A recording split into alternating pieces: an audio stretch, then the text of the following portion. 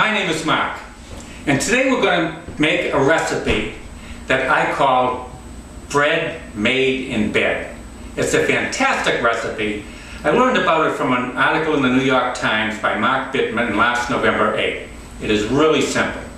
It produces a great bread that tastes great, it looks great, it smells great, and it's really easy to make. And once you make this bread, you're going to throw away your bread maker. eBay is going to be flooded with bread making machines just because of this easy recipe. Okay, let's get started. It starts with 3 cups of flour. And all of these ingredients have been pre-measured. A tablespoon and a quarter of salt. A tiny bit, just a quarter of a teaspoon of quick rise yeast. We'll just spend a few seconds mixing this up. And now for the last ingredient, a cup and 5/8 of water.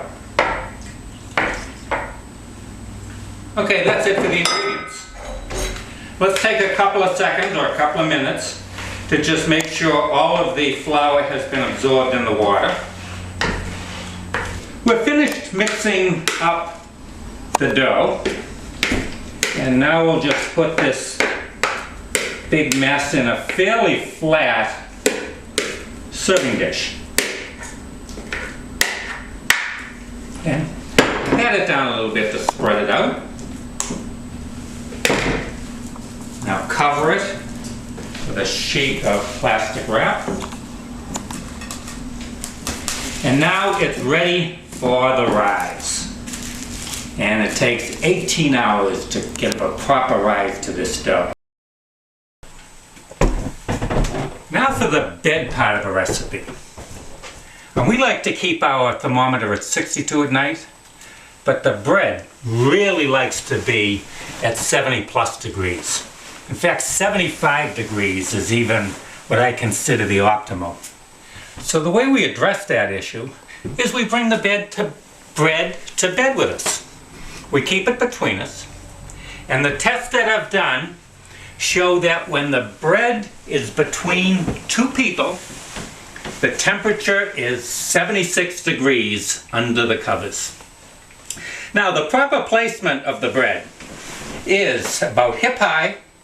That way both people can turn and they don't hit their elbows, and they can also turn and they don't hit their knees. So this is a perfect environment for the bread. 76 degrees and not bothering either one of us.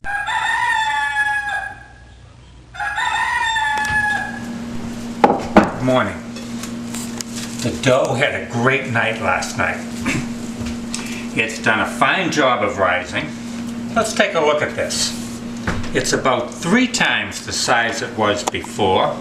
It's all sticky and bubbly. So let's take this, take it out of the dish, put it on a floured breadboard.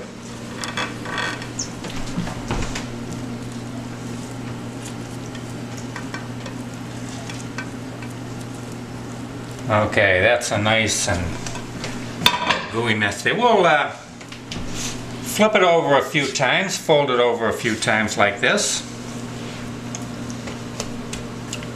Pat it a few times. And let's put the wrap back on it and let it sit for a second rising. And it's pretty flexible in this respect. You can let it rise for 5 minutes or an hour. It's now baking time. We start by preheating an oven to 465 degrees. We also preheat the cover and the pot. And you'll notice this is the Pyrex pot. It's a 2.5 quart pot. It's 6.5 inches across the bottom. And that's a nice size. If you use a larger pot, the dough tends to spread out and make a very thin loaf of bread. In a pot this size, it will rise nice. I've also used an aluminum bread pan quite well. Okay, it's time to put the dough in the pot. We'll get rid of this. Flour up my hands. Get the dough, roll it over a few more times. Okay, now it's ready. There it is. Let's put the cover back on the pot. Put it back in the oven. Now we'll bake it for 30 minutes with the cover on it, and then another 20 minutes with the cover off. And we'll see the results in a few minutes. The baking should be finished now. Let's see how it came out. Okay, it's still quite hot.